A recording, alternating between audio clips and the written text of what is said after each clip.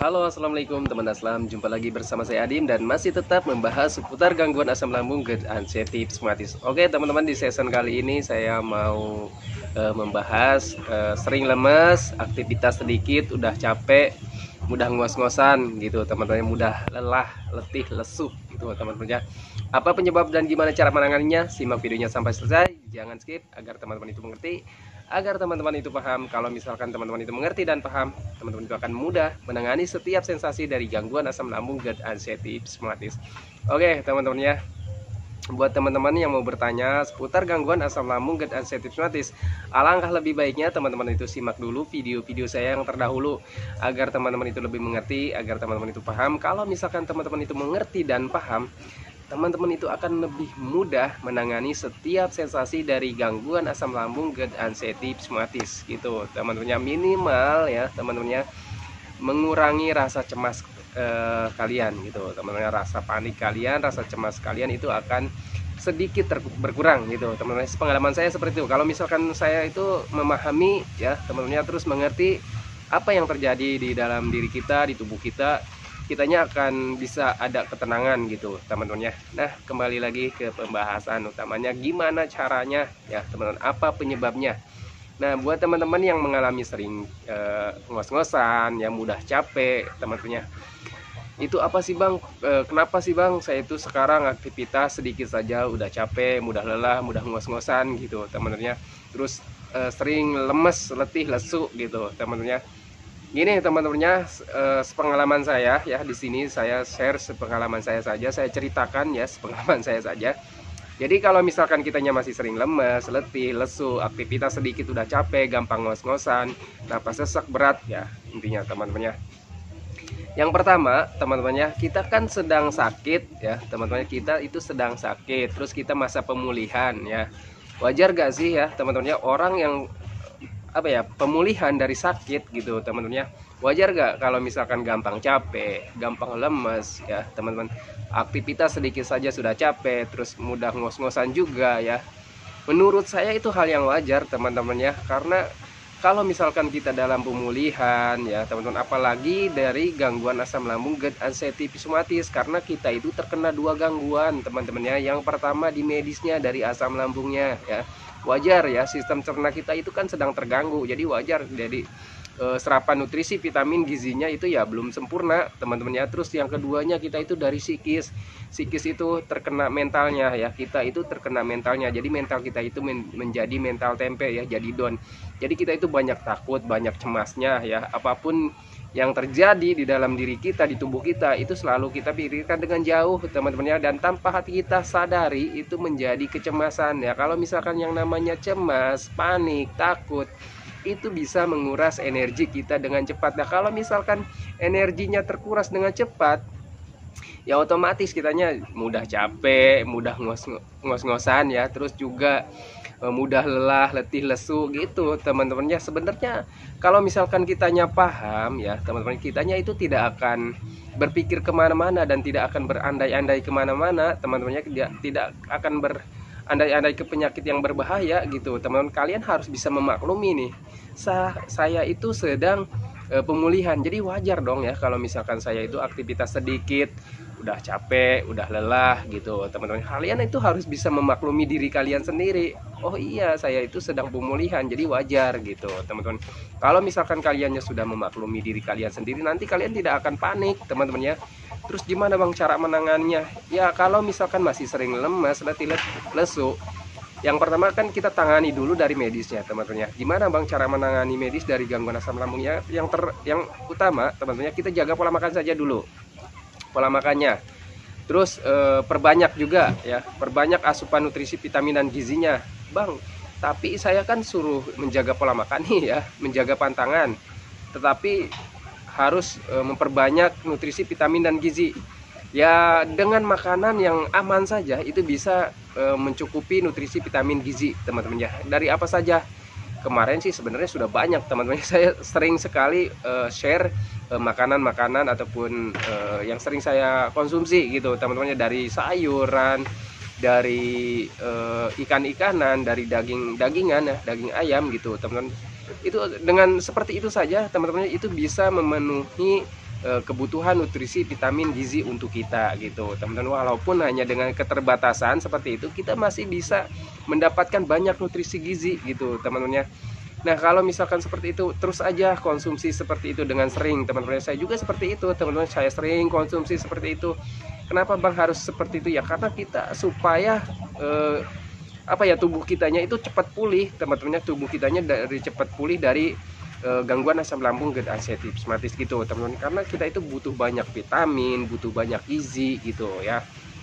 Kalau misalkan masih sering lemes ya berarti serapan nutrisi vitamin gizi dari makanan yang kita konsumsi itu ya memang belum benar-benar terserap sempurna gitu oleh pencernaan kita. Kalian harus menyadari itu. Kalian ya terus saja konsisten gitu teman-teman, dengan memperbanyak pola makannya, memperbanyak makannya gitu teman-teman, memperbanyak makannya, minumnya gitu teman-teman. Terus juga kalau misalkan pencernaan kaliannya juga sudah agak membaik dan harus juga ditangani dengan pola pikirnya gitu teman-teman. Jadi kalau misalkan kalian itu masih sering capek ya, aktivitas sedikit sudah capek, terus makan sudah banyak tapi masih sering lemes bang, masih sering capek gitu ya, terus aktivitas sedikit juga sudah ngos-ngosan ya, kalian biasanya seperti ini, pengalaman saya teman-teman ya, ketika kita aktivitas terus pikiran kita juga masih belum terkontrol gitu teman-teman, masih berpikir tentang sensasi, masih berpikir tentang penyakit.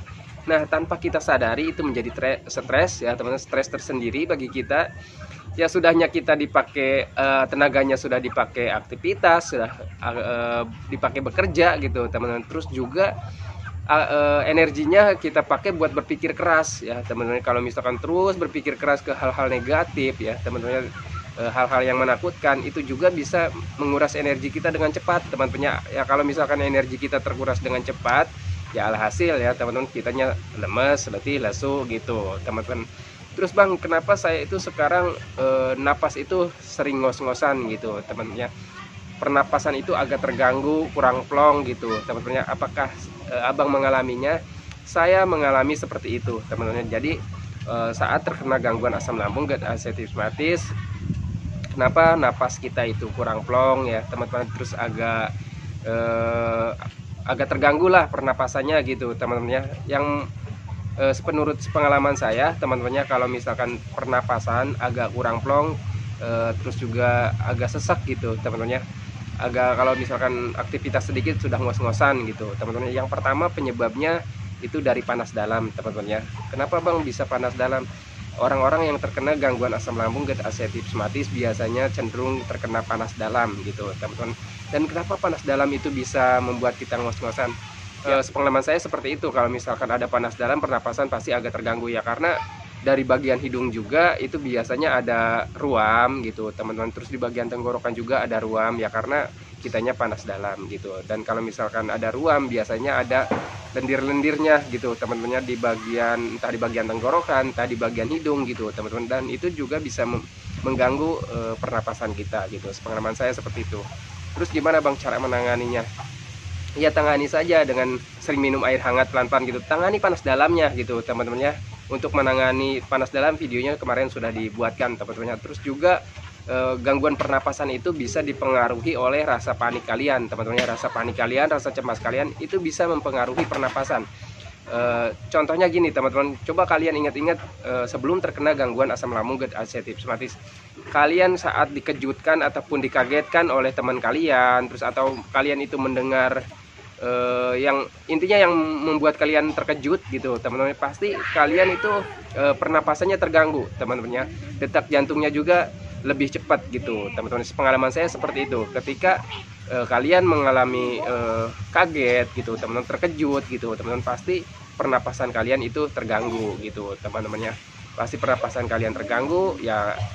Terus kenapa bang sekarang saya itu pernapasannya terganggunya setiap hari ya? Karena kalian paniknya, cemasnya juga setiap hari gitu teman-teman. Terus gimana bang cara menanganinya? Ya kalau misalkan napas kalian, pernapasan kalian itu terganggu dari rasa panik, rasa cemas, ya sudah teman-teman ya, jangan kalian cemaskan, jangan kalian panikkan gitu teman-teman ya. Yang kalian pikirkan itu tidak akan terjadi teman-teman ya. Kalau misalkan